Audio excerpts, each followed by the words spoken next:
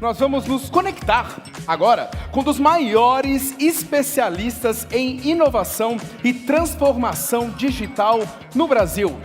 Duas perguntas que eu vou lançar aqui. Como nós podemos aproveitar a IA para otimizar processos e aumentar a eficiência?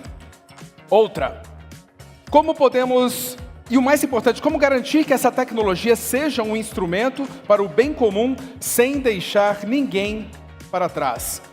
Para entendermos melhor o que essa tecnologia nos apresenta, eu convido o mentor em inovação, ex-presidente do Grupo Abril, palestrante e consultor reconhecido, para uma fala com o tema Surfando no Tsunami, como a inteligência artificial vai impactar seus negócios e sua vida. Por favor, vamos dar uma calorosa boas-vindas ao Walter Longo.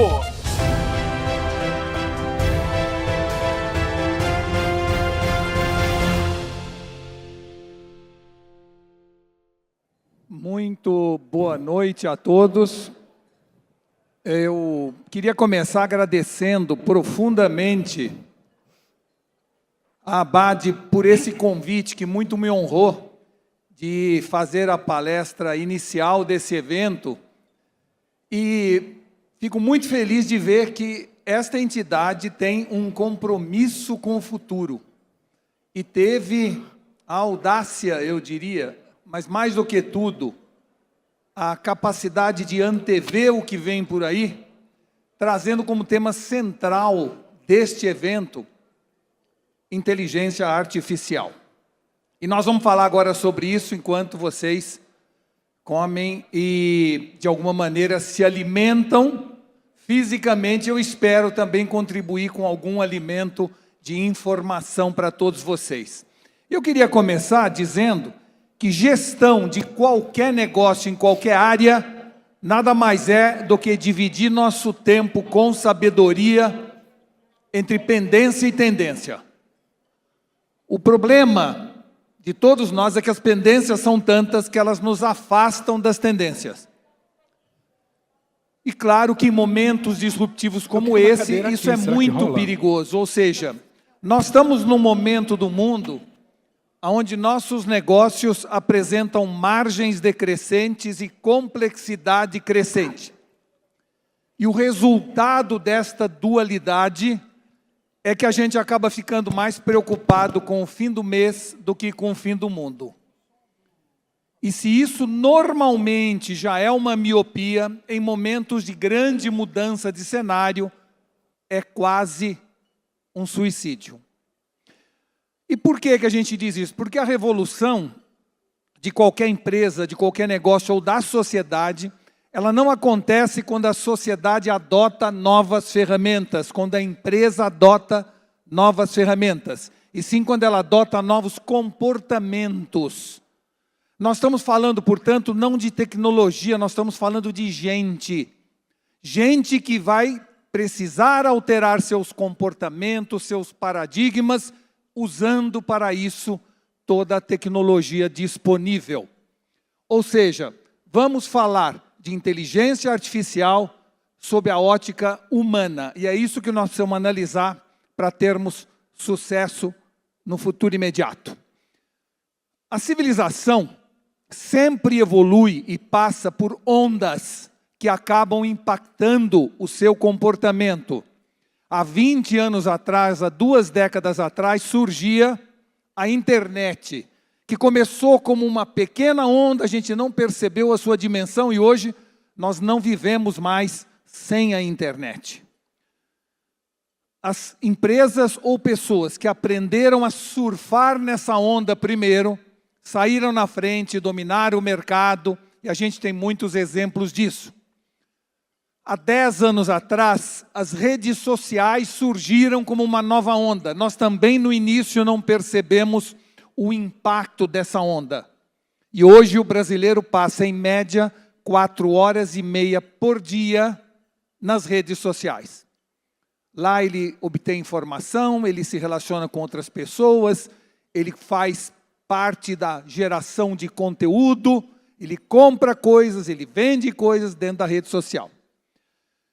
E há 2 anos atrás, surgiu uma nova onda, o metaverso, que ainda é uma marola, mas que com a implantação do 5G em todo o Brasil e a capacidade que nós teremos de devices cada vez mais baratos, já já vai ter uma onda de igual impacto com a internet e as redes sociais. Só que nós estamos aqui e o tema do nosso evento, não é? Na verdade, é inteligência artificial. E o que ela pode trazer de novo. E aí, não se trata mais de uma onda, mas de um verdadeiro tsunami. E por que eu digo isso? Porque nada que aconteceu no passado recente trouxe tanta abrangência, tanto impacto e tanta velocidade como esta onda, que na verdade é um tsunami chamado inteligência artificial. A IA promete, e já deu mostras disso, que vai varrer tudo e todos, alterando o cenário de maneira disruptiva. E daí a propriedade, a importância do tema trazido pela Abade. E claro que em momentos como este, com o tsunami se formando, ficar sentado na areia, observando a paisagem e dizendo, nossa, o mar está recuando, vai ter jogo aqui à tarde, sem entender o impacto que isso vai trazer na vida de cada um, eu diria que é perigoso.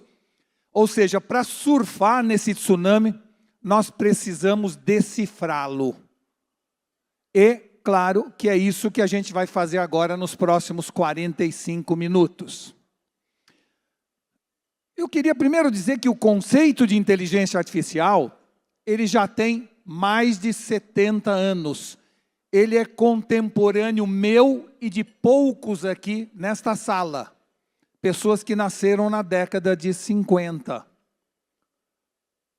Ou seja, algo que é tão, entre aspas, já antigo. Por que está tendo tanto assunto surgindo agora? Não é?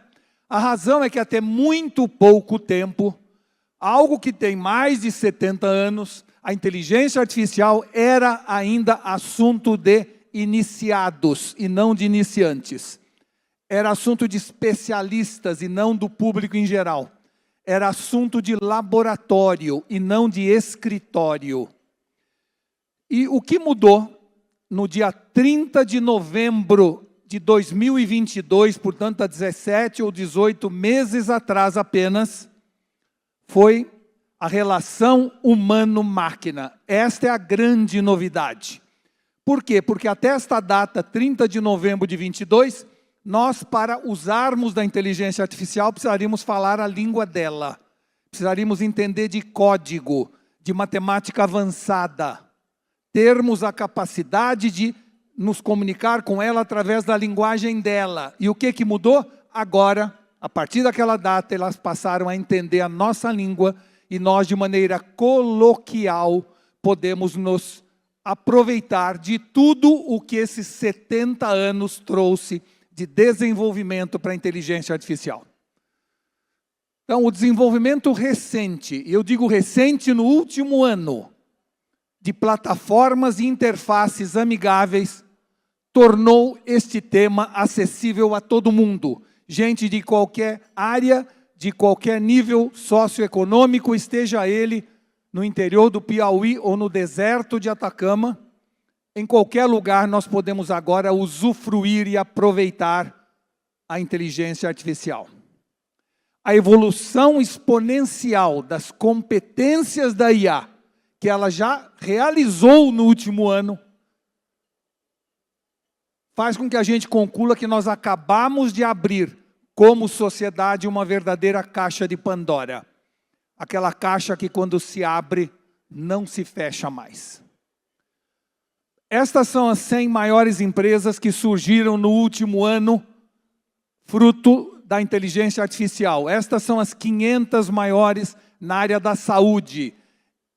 Países como a Áustria ou como a Suécia estão assistindo a um dos maiores movimentos empreendedores que o mundo já viu.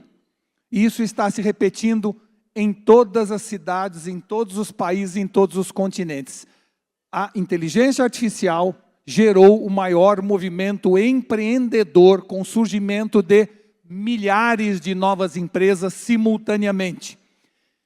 E se a gente for analisar o número de patentes que a IA está pedindo o registro, a gente vê que ela está dobrando ano a ano, o que pressupõe que estamos ainda no início dessa curva exponencial de novas empresas, novos negócios surgindo a partir da IA. Todo mundo nessa sala já ouviu falar do ChatGPT, a imprensa deu grande alarde ao ChatGPT, não é?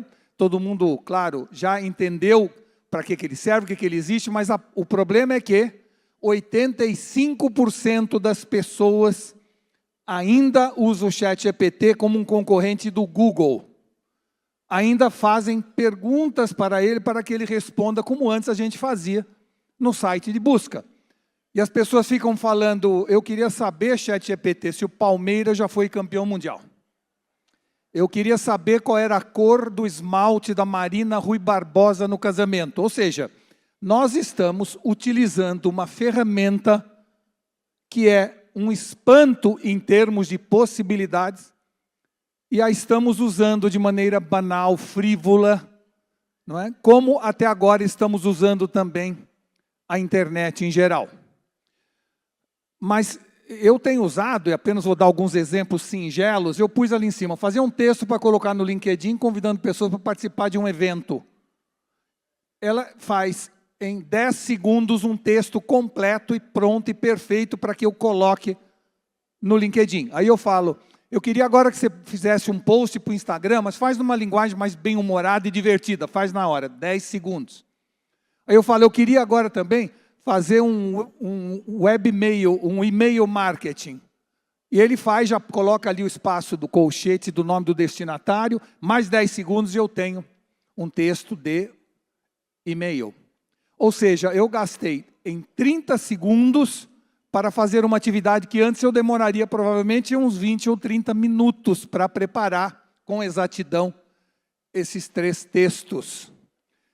E aí eu falo, mas até onde dá para ir com a inteligência artificial? Então eu chego ali e pergunto, como um filósofo com grande experiência e maturidade, me prepara um estudo de 30 páginas, fazendo uma análise profunda da existência humana, levando em conta uma comparação da visão de Shakespeare e da filosofia budista. E em 1 minuto e 20 segundos eu tenho 30 páginas de um texto que o Pondé demoraria talvez uns 2 meses para fazer. Mas mais do que isso, ele começa falando, eu vou antes dizer, Walter, o que eu vou tratar? Eu vou tratar do sofrimento humano, da impermanência e transitoriedade, a busca por sentido e propósito, falar da dualidade humana, a importância da consciência e da mente, ou seja, ele prepara uma sinopse do que ele vai falar e em seguida começa a escrever o texto. Então, nós precisamos entender que o ChatGPT não tem nada a ver de comparação com o site de buscas do Google, é algo muito mais útil e muito mais fundamental para o dia a dia do nosso trabalho. E eu também posso pedir a ele, olha, faz para mim uma poesia com métrica para minha esposa em inglês, faz na hora, 8 segundos. Faz então em francês, faz também. Ou seja, o ChatGPT faz o que eu quiser, na profundidade desejada, a hora que eu quiser, na quantidade que eu quiser. Não é, portanto, um site de busca, e sim uma simbiose entre o oráculo de Delfos e a lâmpada do Aladim. É disso que se trata. Ele atende meus desejos, sejam eles quais forem. Nós não podemos achar que o mundo, com uma ferramenta como essa, disponível para quem quiser, é o mesmo e terá grandes impactos no nosso dia a dia profissional, no nosso dia a dia pessoal, principalmente na educação dos nossos filhos. Só que o ChatGPT é apenas a ponta do iceberg do que, não é do que vem por aí, do que já está aí. São milhares de ferramentas disponíveis. Quem entrar no iFind, que é uma enciclopédia de inteligência artificial, vai encontrar dentro dele milhares de ferramentas. Eu não estou falando de maneira exagerada ou gongórica. São 9.000 ferramentas já disponíveis, cada uma feita por empresas distintas, cobrindo todos os tipos de atividade, de necessidade que eu preciso no meu dia a dia. Exemplo, se eu pegar uma dessas milhares, a Lindy, ela é uma assistente executiva. Eu chego para a Lindy e falo, eu vou fazer uma reunião agora com 7 funcionários meus na empresa, eu queria que você gravasse a reunião, faz um resumo da reunião e coloca na agenda de cada um que cada um ficou de fazer, que foi combinado nesse encontro. E ela faz. Só que paralelo a isso, Lindy, por favor, faz uma reserva no restaurante Barbacoa para 8 pessoas ao 12:30. Ela faz. Eu queria também ir para o Rio, me compra uma passagem de Latam lá pelas 7 da noite e controlo o trânsito para que eu não perca esse avião. Então, vai vendo o trânsito, que hora que eu tenho que sair do escritório. E ela controla e me avisa a hora que eu tenho que sair do escritório. Ou seja, assistente executiva era privilégio de CEO e presidente de empresa, que podia se dar ao luxo de ter uma assistente executiva. Agora, o chefe do almoxarifado também pode. Quem quiser pode usufruir de uma assistente executiva. Mas eu posso também querer criar short videos ou vídeos curtos para o YouTube. Eu descrevo em palavras o que eu quero fazer um vídeo falando de como foi bom o evento que a Abad realizou no Hotel Bourbon, em Atibaia, onde tivemos a chance de ter tais pessoas. Acabou de escrever e apertou o botão, sai um vídeo no YouTube com filme, locução, legendagem, com tudo feito para que você possa postar. E se eu quiser pegar um podcasting ou uma palestra minha, eu coloco no Opus Clip e digo, agora eu quero que você transforme em vídeos de 1 minuto com o máximo de engajamento. Aliás, o mínimo que eu quero é a menos de engajamento.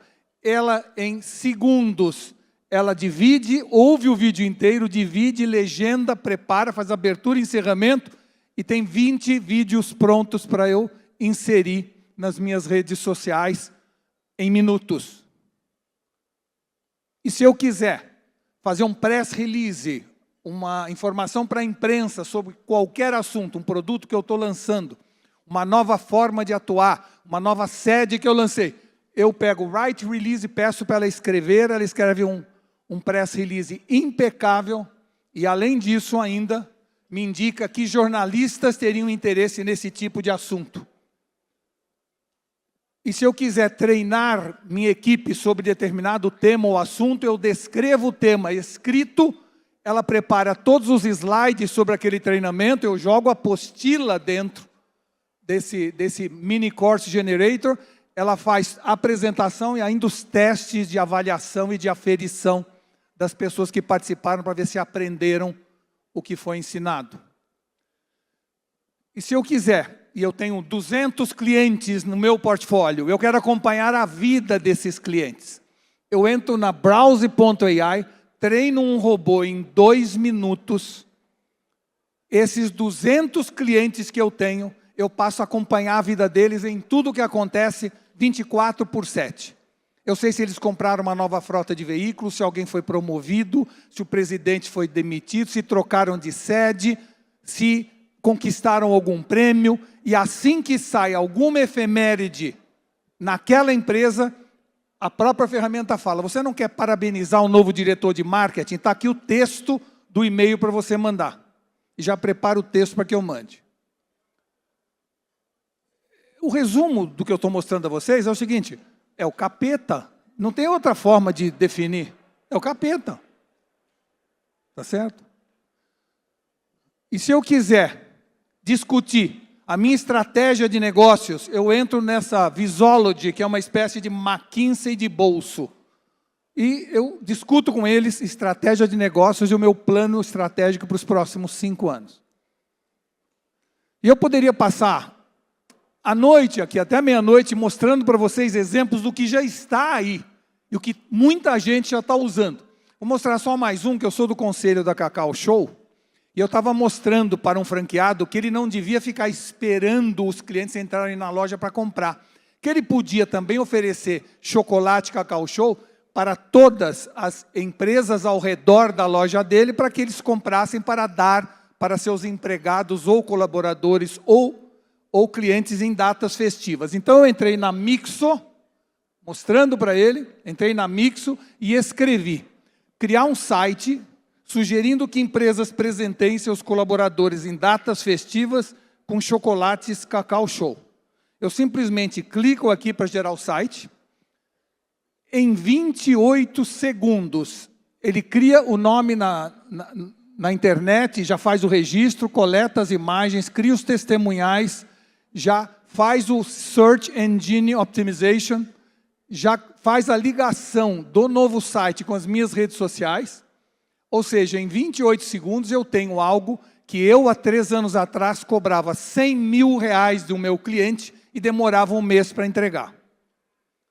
Então, presenteshow.com.br, ele já registrou, chocolate Cacau Show para presentear seus colaboradores, surpreenda seus funcionários com presentes personalizados, adorei a facilidade de personalizar os presentes para a minha equipe, ou seja, o site pronto em 28 segundos e grátis. Então, nós estamos falando de algo, gente, que vai muito além de uma simples evolução. Nós estamos falando de algo que muda a missão humana dentro do mundo dos negócios.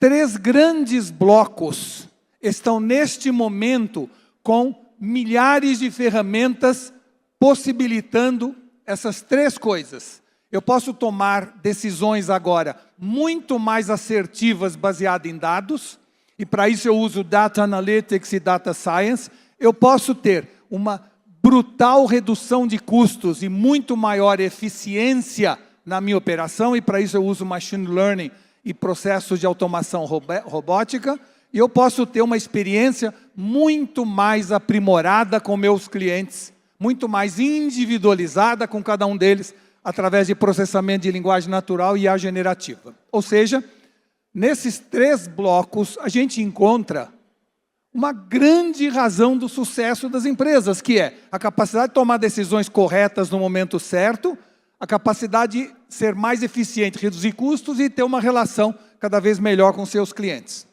E tudo isso, e para isso existem milhares de ferramentas à nossa disposição. Então, a partir de agora, além do jantar, que eu espero esteja muito saboroso, eu queria dizer a vocês que nós temos que sair desta sala, todos nós, com uma decisão. E essa decisão, ela é uma decisão de CPF, não é de CNPJ. É uma decisão de indivíduo. Nós juntos temos que tomar a seguinte decisão. A gente quer continuar sendo normal ou nós vamos virar exponencial? Essa é a questão. Quem quiser continuar sendo normal, pelo menos por um tempo, está tudo bem, não tem problema nenhum. Mas se quiser virar exponencial, agora nós podemos. E essa é a grande mudança que ocorre, como eu falo, no plano individual de cada um de nós. Não vamos esperar que a empresa forme pessoas em inteligência artificial, ou que nos deem cursos para... Não é este o assunto. O assunto é uma decisão pessoal, como um dia eu tomei a decisão de começar a fazer exercício, porque entendia que o sedentarismo fazia mal para mim. E a partir dali, todo dia eu fui fazer ginástica. É uma decisão de foro íntimo. E essa decisão, ela se divide em 2 premissas. Primeira premissa, que parte do meu trabalho que eu faço, vou continuar fazendo, mas quero fazer muito melhor do que eu faço hoje. E que parte do meu trabalho que eu quero que alguém faça, eu não quero fazer mais, eu vou automatizar isso que eu faço hoje. Porque é chato, é burocrático, é enfadonho, é repetitivo, eu não quero mais. Eu quero que alguma coisa faça isso para mim. Então, no fundo, a decisão é, o que você quer fazer melhor e o que você quer fazer menos. É disso que se trata a decisão individual de cada um de nós. A inteligência artificial, portanto, não é mais uma tecnologia que chega até nós. É mais do que isso. É uma nova maneira de ver o mundo e de se ver nesse mundo. Não é uma discussão sobre função, e sim sobre missão. E por isso, eu acho que posso fazer aqui um testemunho pessoal meu, experiência pessoal. Eu sei escrever bem, razoavelmente bem, mas eu não sei desenhar nada. Ou seja, o que eu desenhar, a pessoa não vai saber o que foi que eu desenhei. E não me pergunta por quê, desde menino eu sou assim. Eu achei, quando meu filho tinha 3, 4 anos, que ele era um débil mental, porque ele não entendia o que o pai desenhava. Depois que eu descobri que o débil mental era eu, porque o que eu desenhava, a minha mulher também não entendia, ninguém entendia. Eu não sabia desenhar uma casinha com sol atrás. Eu sou uma nulidade em matéria de transmissão de conhecimento baseado em uma ilustração.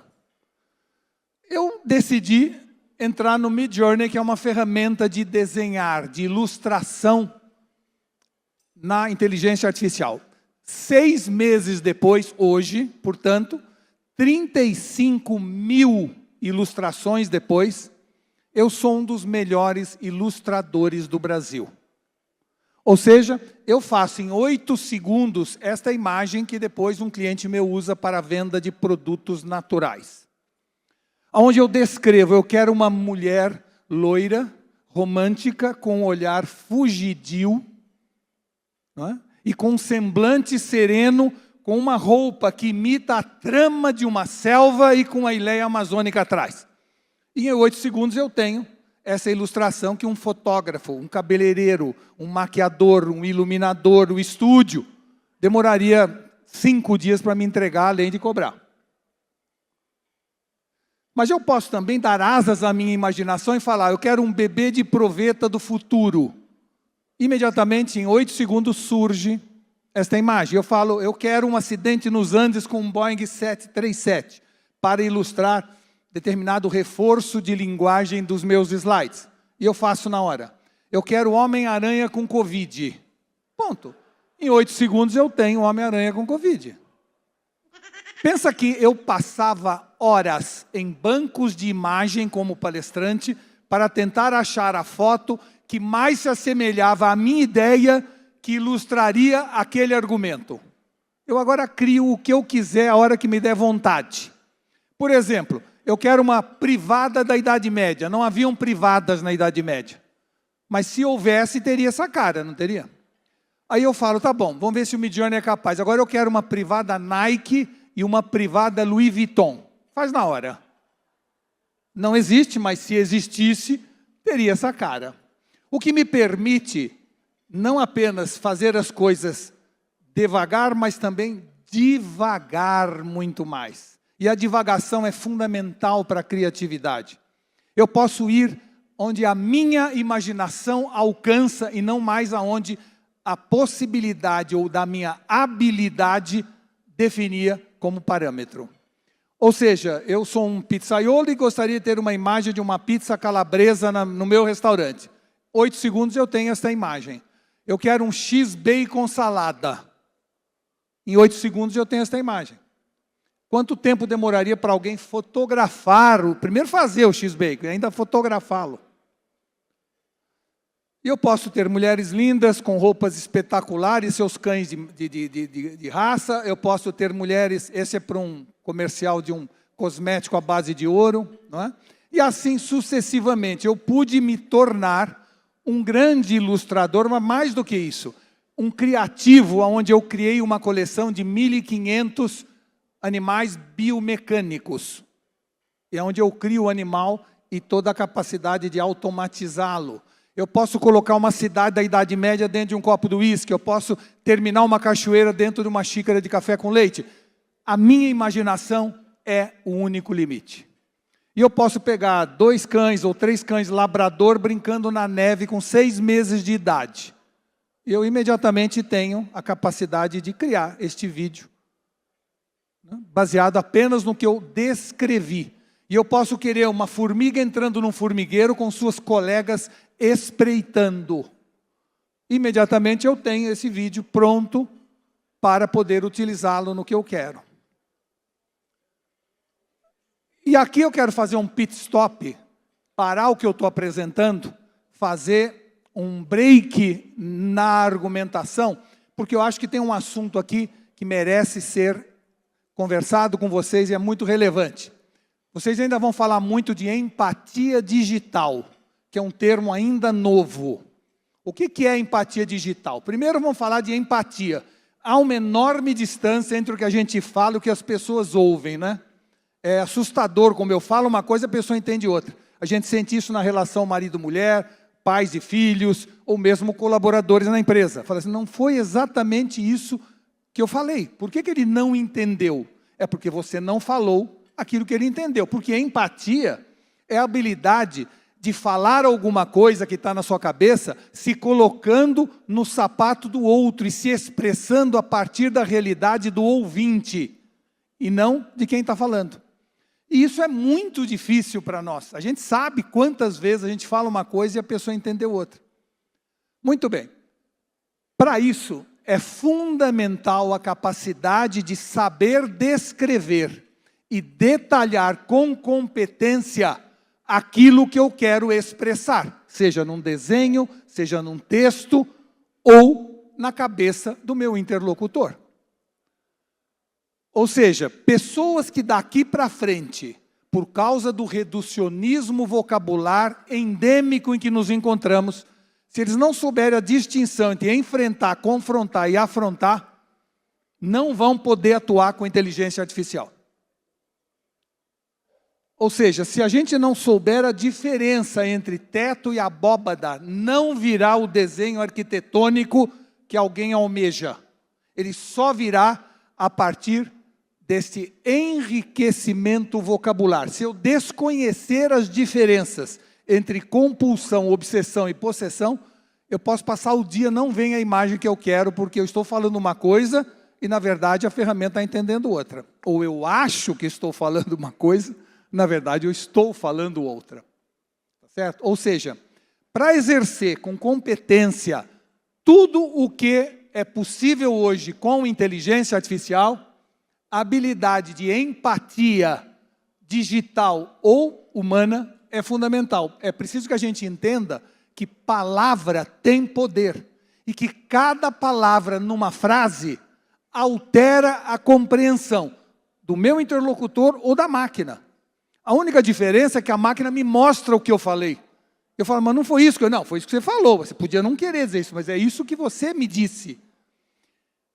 Ou seja, o reducionismo vocabular das novas gerações está perdendo muito da compreensão e da produtividade na relação com a IA. A tal ponto este fenômeno é alarmante que nos Estados Unidos e na Europa já estão contratando pessoas mais de 50 anos para trabalhar com IA.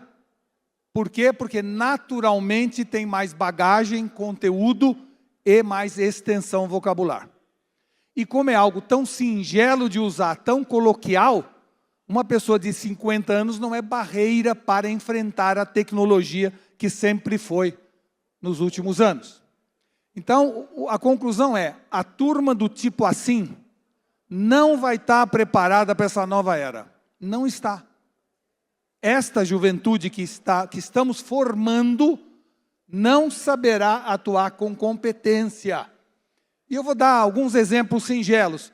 Se eu falar para vocês, eu ontem estive numa cidade pequena, e esta pessoa para quem eu falei isso mora em São Paulo, Jundiaí ou Campinas é uma cidade pequena. Se essa pessoa for de Rifaina, é uma igreja com 10 casas. Então, a mesma frase, eu ontem estive numa cidade pequena, gera, dependendo do meu interlocutor, imagens completamente diferentes. E se você quiser trabalhar com inteligência artificial, você tem que falar, eu quero uma cidade com pavimento ainda não asfaltado, com uma igreja pequena no estilo gótico, com algumas casas em volta, numa área verde muito intensa. Ou seja, você tem que descrever o que está na sua cabeça para que a inteligência artificial entenda e reproduza. Se eu falar whisky on the rocks, ele põe o litro de whisky em cima da pedra, porque foi isso que eu falei. Tá certo? Eu preciso dizer, eu quero um whisky de alta qualidade, servido num sofisticado copo de cristal com cubos de gelo, aí ele faz o que eu quero. Então, é fundamental que a gente entenda que se eu falar, eu quero uma gôndola de supermercado com refrigerante dentro, ele faz uma gôndola em Veneza na frente de um supermercado com refrigerante dentro. E eu teria que dizer, eu quero prateleiras de supermercado, um supermercado moderno, com tag de preços, em policromia. Aí ele vai fazer o desenho que eu almejava, o que eu queria. Ou seja, as novas habilidades exigidas a partir de agora, de cada um de nós, individualmente, vão ser imaginação, expressão verbal e repertório. Esse kit de ferramentas é que vai ser a nova competência e que vai nos permitir usar a IA como um cinto de utilidades do Batman. E o interessante, e é experiência vivida, é que quanto mais a gente aprende a interagir com as máquinas, a gente é melhor na relação com os humanos. Eu agora sou capaz de intuir se o que eu estou falando está sendo compreendido pelo meu interlocutor. Aqui eu paro o pit stop e vamos continuar. E aí eu sou capaz de pegar um Prius 2025 que eu vi na revista e falar como seria esse Prius 2025 se fosse desenhado pela BYD. E sai um outro carro, no estilo BYD. E se eu falar, eu quero uma casa em Alphaville de 2 andares, num terreno de 600 metros quadrados, com alumínio preto e lambri de madeira, ela não só faz, como também já decora internamente a casa, no seu jardim interno, no seu quarto, na sua sala. E para isso basta eu descrever, como está ali, sala de visita de uma casa moderna acolhedora, com móvel contemporâneo, decoração sofisticada, teto alto com janela panorâmica, sofá grande e confortável, mesa com sala e madeira rústica, plantas discretas nos cantos, quadro impressionista nas paredes e luz indireta por spot embutido. Ponto. E em 8 segundos, 10 segundos eu tenho isso. Que eu posso mandar para o meu arquiteto ou ir na loja e mandar fazer. A decisão é minha, se eu vou melhorar ou não. Mas o que eu estou falando é, esse é um superpoder que eu acabei ganhando e que eu jamais imaginei ser possível. Então, o futurista Arthur Clarke uma vez declarou, toda a tecnologia suficientemente avançada, a gente não consegue distinguir da magia. É disso que se trata a inteligência artificial. E nos faz concluir que nós não estamos mais em tempos de mudança, que nos trouxe até aqui. Nós estamos agora numa mudança de tempo, que o Shel Silverstein chama de Tesseract. É um momento do mundo onde o que valia já não vale mais, o que passa a valer não substitui o anterior em todas as suas dimensões. É um hiato, uma franja no tempo, onde nada do que eu acreditava, eu devo continuar acreditando, e eu preciso aprender a desaprender para reaprender tudo novamente. E é claro que em momentos como este, a IA já está provocando a revolta dos incumbentes. Todo mundo que está bem posicionado no mercado de trabalho, nas escolas, está preocupado. Ou seja, isso é algo histórico. Durante a evolução humana, nós tivemos centenas de vezes aonde havia a revolta dos incumbentes. Quando Gutenberg inventou a imprensa, a gente assistiu à revolta, à rebelião dos escribas, que estavam, evidentemente, entre aspas, com risco de perder o emprego, né? E quando teve a Revolução Industrial, havia um movimento chamado Ludites ou Ludites, que punham fogo nas tecelagens para preservar o emprego dos tecelãos. Ou seja, a história é repleta de momentos de revolta dos incumbentes. Lembra que há pouco tempo atrás, os taxistas na porradaria toda com os Uber, né? Hoje já se acertaram, mas foi uma briga na rua, né? Revolta dos incumbentes. Então, nós estamos vendo sempre revolta dos incumbentes setoriais. Acontece que a IA está invadindo simultaneamente a agricultura, a indústria, a saúde, os carros autônomos, a área jurídica, a escola, a construção civil, a área de informática e, claro, a área de logística, a área de varejo, a área de distribuição. Tudo junto e misturado, tudo ao mesmo tempo. Principais impactos da IA, que a gente pode resumir rapidamente. Primeiro, amplia a produtividade, porque nós ganhamos mais capacidade de operar ininterruptamente, sem desvio de atenção. Segundo, elimina o erro humano, a falha humana. Hoje, nos hospitais de primeira linha, você vê que a enfermeira não consegue dar o remédio se não checar com a IA se aquela dose daquele remédio para aquele paciente com a pulseira cruzado com a bula pode dar ou não. Isso é apenas um exemplo singelo de tudo que hoje a gente evita de erro humano, porque está todo mundo olhando o TikTok enquanto não tem ninguém olhando. E aí, quando a gente volta e pede alguma coisa, a capacidade de foco e de atenção está diminuída pelo mundo digital.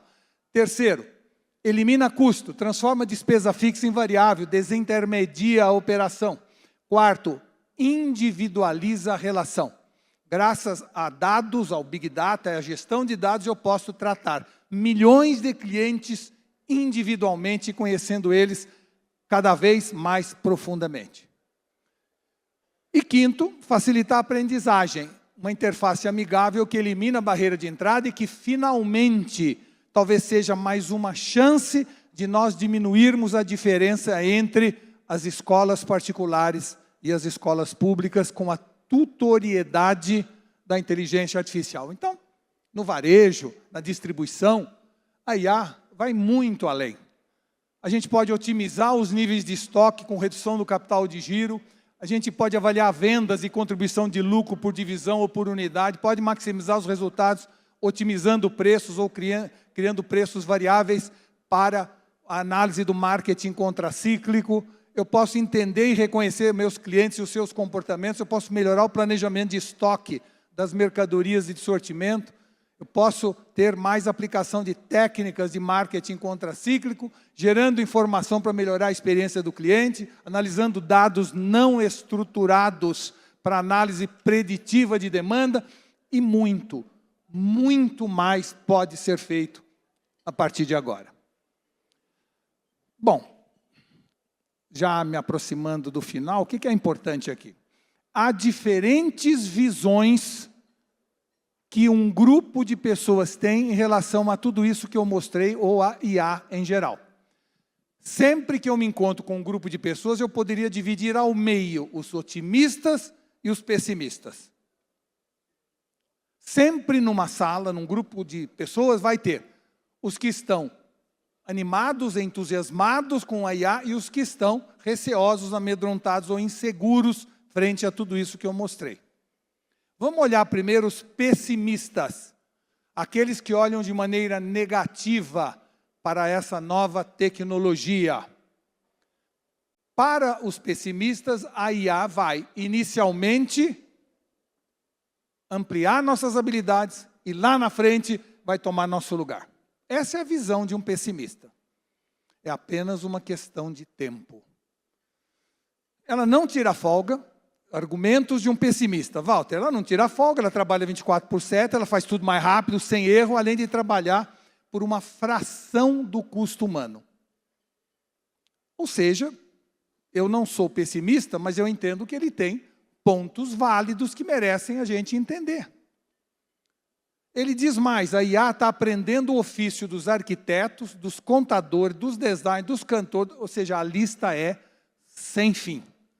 É verdade. Só que o que a gente tem que entender é que isso não tem nada a ver com inteligência artificial. Porque, por exemplo, a obsolescência de funções e a automação de processos é muito anterior à chegada da IA. Os que são mais velhos lembram que havia, para cada conexão telefônica, uma pessoa enfiando 2 palitinhos dentro de uma parede para ver se um se conectava com o outro. Isso na década de 50 começou a acabar. E quem não se lembra do ascensorista que fora Brasília não existe mais, mas que começou a desaparecer na década de 70. Não é? O ascensorista é algo que o elevador, ninguém pensa mais em ter um ascensorista. Ou cobrador de ônibus que começou a sair, ou seja, a automação é algo que vem acontecendo sempre. Não é a inteligência artificial que trouxe esta novidade. E tem um supermercado em Londres chamado Ocado, que tem essa área que é a área de delivery do supermercado. É o armazém onde as pessoas ficam pegando as coisas nas prateleiras, botando na sacola ou na caixa para entregar na casa das pessoas que pediram pela internet determinada compra. Ok? Haviam 600 colaboradores fazendo picking nesta área da Ocado. Ela trocou 600 colaboradores por esses robôs, que agora recebem o pedido wireless, sobem em cima dessa rede, desta grade, pegam o produto, em cada um desses buraquinhos tem um tipo de produto, fazem o pacote e deixam pronto para entrega. Ou seja, dentro de um buraco tem papel higiênico, granola, cerveja. Ela vai lá, pega a quantidade que foi solicitada e entrega para o caminhão fazer a entrega já dentro da caixa ou do pacote. Agora, uma mulher só controla toda esta operação e eles trocaram 600 colaboradores por 16. Ou seja, os pessimistas têm um ponto válido que eles estão falando. Ou seja, não é que eles estão falando bobagem, não, eles têm uma visão, na minha opinião, equivocada, mas a gente tem que respeitar essa opinião. Em países como o Brasil, inclusive seguindo até a discussão que ocorreu em Davos, agora no começo deste ano, onde leis trabalhistas são mais rígidas ou burocráticas, onde um funcionário ganha 10, recebe 7 e custa 20. E aonde 3 anos depois ele reclama de hora extra e ganha, tá certo? Em países aonde isto acontece como cenário, a migração para a inteligência artificial vai ser mais rápida e não mais lenta do que em outros países. Não por qualidade, mas sim por defeito nosso. Então, há uma tendência acelerada da gente trocar OPEX por CAPEX em todas as estruturas de negócio. Eu estive na China e fui ver lá, porque tem um cliente meu de construção, fui ver uma construção na China. E confesso que eu fiquei impressionadíssimo com a competência e com a produtividade do operário chinês. Eu cheguei lá e vi um prédio ser construído em 5 dias. Cada vez que clareia é um dia, cada vez que escurece é uma noite, aí volta um outro dia. Em 5 dias foi possível acompanhar essa construção de um edifício que do zero, em 5 dias ficou pronto. E eu não estou falando de inteligência artificial, eu estou falando de produtividade, eficiência. E, impressionado que eu estava com isso, comecei a escrever no meu LinkedIn sobre a produtividade do chinês. Nunca tomei tanta porrada na minha vida. Por quê? Porque eu comecei a receber uma saraivada de críticas dizendo: Walter, você sabia que a Lei Áurea já foi assinada faz algum tempo? Você sabia que em ditadura as coisas são mais fáceis que numa democracia? Enfim, eu tomei porrada de todo lado, do lado político, do lado de recursos humanos. Aceitei as críticas de estar tão impressionado, mas confesso que continuei impressionado com a produtividade do operário chinês. Aí eu voltei para o Brasil, fui dar uma palestra em Belo Horizonte, ao lado do hotel onde eu me hospedei, tinha uma construção. Eu acordei para ir dar a palestra e vi esta cena com tanta obstinação pelo trabalho, que esses operários estavam, me lembrou a China, inclusive. Olha a produtividade do funcionário brasileiro. Aí fui dar a palestra, voltei às 11h20. Não aconteceu nada. Olha o denodo, a obstinação dessa gente. Tá certo? Aí fui almoçar, voltei às 3h15.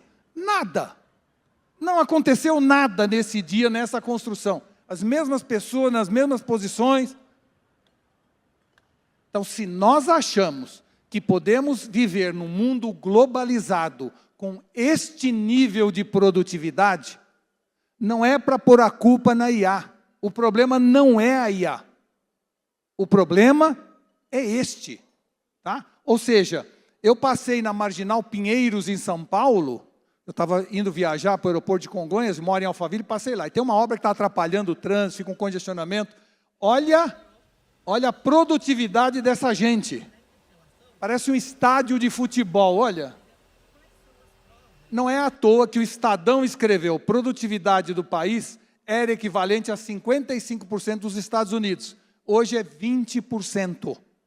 Nós somos capazes, em termos de produtividade, de sermos 1/5 do americano, que não é uma ditadura, que não tem um problema de escravidão, não tem nada.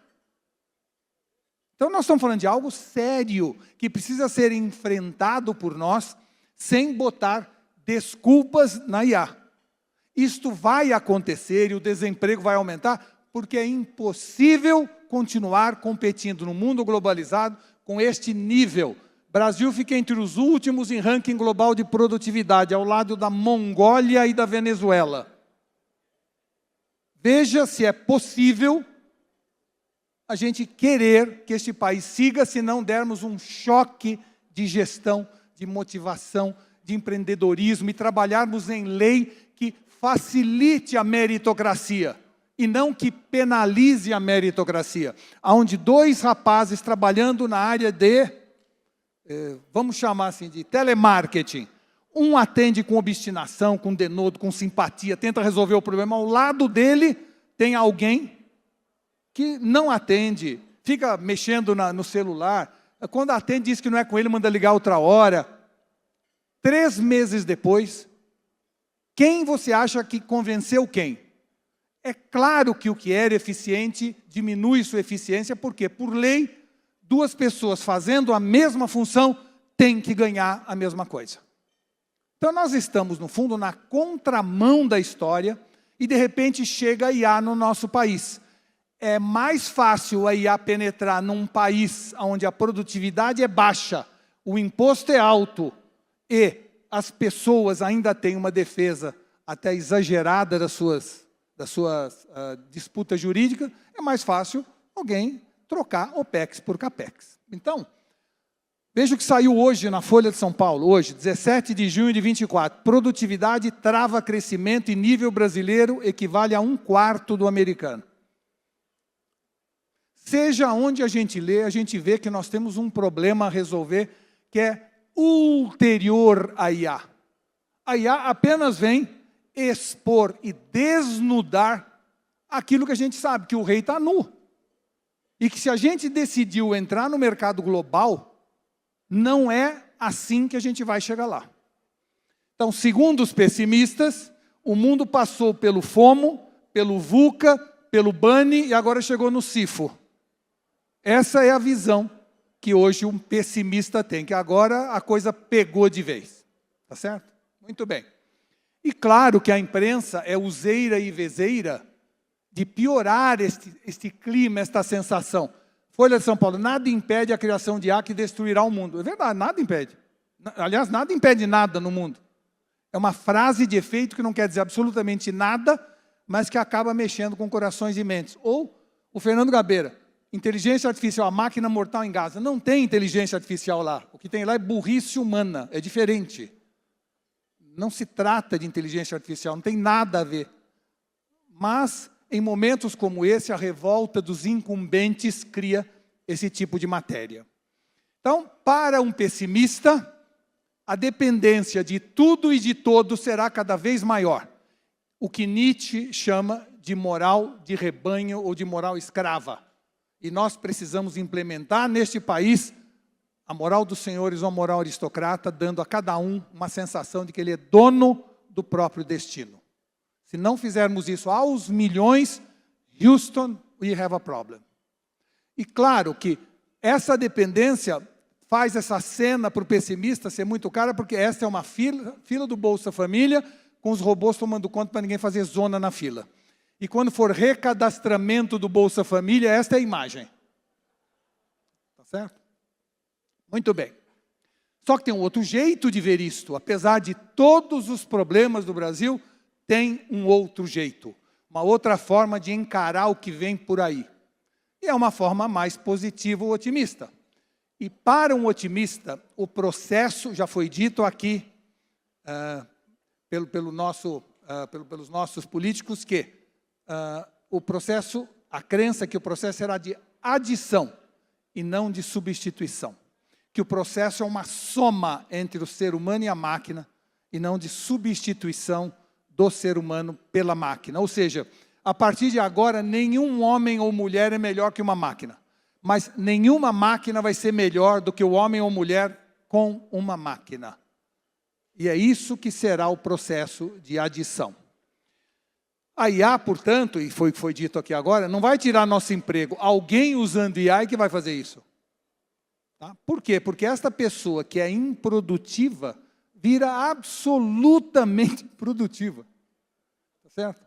Ou seja, a gente já viu na história acontecer isso. Tudo que não puder ser digitalizado vai ter mais e não menos valor.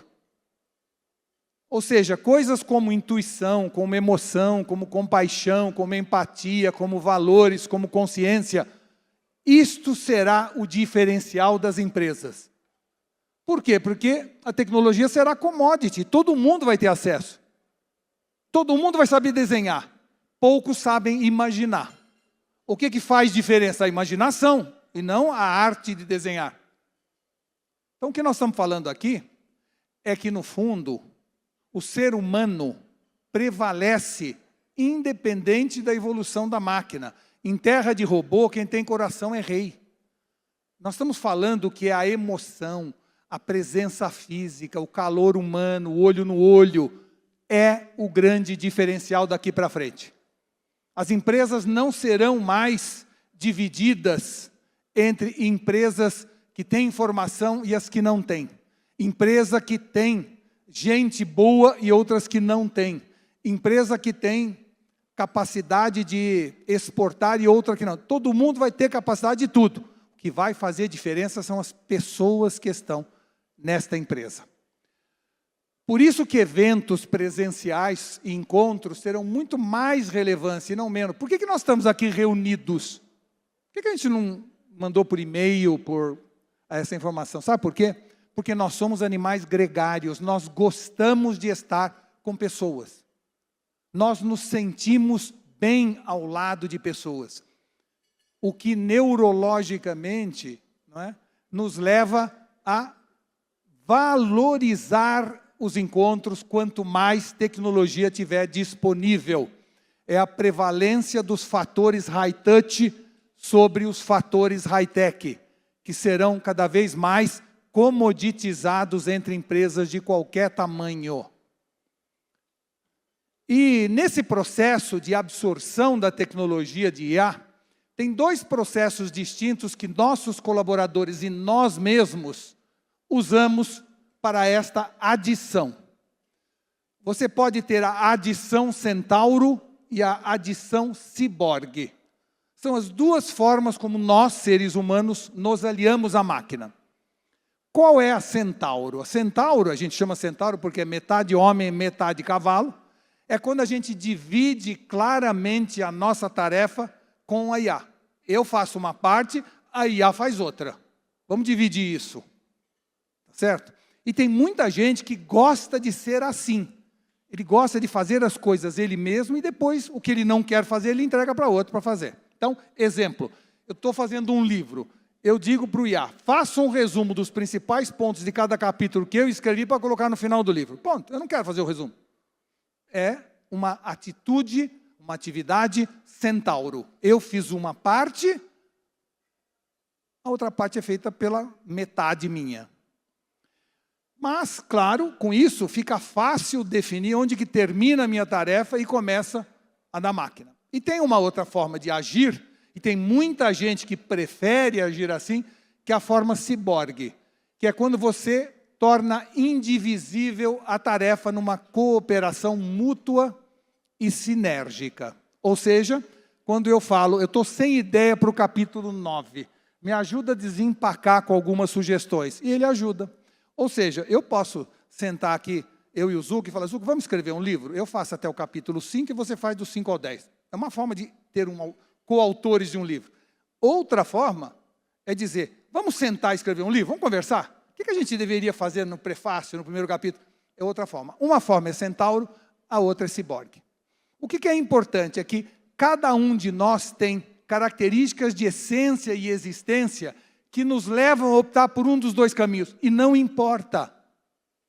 O importante é, você tem que ser um ciborgue ou um centauro. Senão você fica uma múmia. Entendeu? Você tem que se aproveitar disto. Passar para ela o que não te interessa ou trabalhar em grupo. Tem funcionários e colaboradores nossos que sabem trabalhar muito bem em equipe. Para essas pessoas, trabalhar com IA é muito mais ciborgue. Tem pessoas que buscam autonomia ao fazer as coisas, independência. Esta pessoa vai começar pelo centauro. E está tudo bem, ou seja, fica impossível no ciborgue distinguir onde começa e termina a tarefa de cada um. A tendência natural da evolução da relação homem-máquina é mais gente começar como centauro, mas todo mundo evoluir para o ciborgue, porque há vantagens metodológicas no ciborgue. Mas não precisa, pode começar, pode passar anos trabalhando como centauro, que você já será 10 vezes mais competente do que você é hoje. Tá? Por isso a gente não devia chamar de inteligência artificial, e sim de inteligência aumentada. E por que inteligência aumentada? Porque trata-se, na verdade, disso. A tecnologia não vem para tirar empregos, vem para devolver a nossa humanidade. É para isso que a IA chegou. Até vai tirar alguns empregos, mas não é esta a razão dela estar chegando. Ou seja, hoje quando um médico, graças à inteligência artificial, é capaz de comparar a minha ressonância magnética ou tomografia com milhões de outras em questão de minutos, vai sobrar mais tempo para esse médico para perguntar para mim como é que eu estou me sentindo, para perguntar para mim como é que a minha família está reagindo ao problema, se o meu plano de saúde está me ajudando ou me atrapalhando, ou seja, vai dar a chance a esse médico de ser mais humano, que foi para isso que eu fui no consultório dele. Então nós estamos falando que hoje um médico gasta em média 45% do seu tempo olhando imagem e fazendo laudo, ou fazendo receita. Não precisa mais. Gaste esses 45 minutos com seus pacientes ou com mais pacientes. Esta é a realidade da inteligência artificial. A chegada dos carros autônomos, que estarão já já circulando entre nós, eles embutem uma mensagem para todos nós. Claro que vai tirar emprego de alguns motoristas, é verdade. Mas o que ela está querendo dizer é, Walter, senta no banco de trás, namora com a sua mulher, brinca com seu filho, leia um romance, seja humano. Porque ficar acelerando e brecando, olhando se está verde, isso é uma bobagem. Isso eu faço para você. Viva sua vida. Tenha seus momentos de descontração, seus momentos de divagação, seja criativo. Se em 69, quando o homem pisou na Lua, já existisse a inteligência artificial, nós teríamos chegado lá de maneira mais segura, mais rápida e mais eficiente. Nenhuma dúvida, né? Só que nenhuma IA teria sonhado, desejado, almejado, imaginado ir à Lua. Isso é humano. O papel do homem é querer as coisas. A IA não quer nada. Nós é que podemos querer. É natural do ser humano querer. É a vontade humana, que o Nietzsche chama de potência de vontade, que fez as pessoas se jogarem no mar desconhecido em 1500 sem saber onde ia parar. Porque eles queriam saber o que tinha do outro lado. E nós fomos à Lua pela vontade humana. Quando eu paro de desenhar no Midjourney, ele não continua desenhando, ela não quer desenhar. Eu é que quero. Então nós não devemos temer, pelo menos no futuro próximo, competição, concorrência. A máquina é desprovida de vontade e de qualia, que são características humanas. Só que se a gente analisar as últimas gerações, nós estamos vendo que as pessoas estão querendo cada vez menos. Aí nós temos um problema. Tá? Ou seja, resumindo e já encerrando, para os pessimistas, a IA acredita que em poucos anos, para os pessimistas, eles acreditam que a IA em poucos anos vai roubar metade dos nossos empregos. Os otimistas acreditam que ela vai roubar metade do nosso trabalho. É a mesma visão, mas com uma ótica inversa. Tá certo? Uma acredita na substituição, outro na adição. E quais são essas visões contrastantes? Um lado fala da perda de emprego, o outro de maior produtividade. Um fala de deepfake, o outro de maior produção cultural.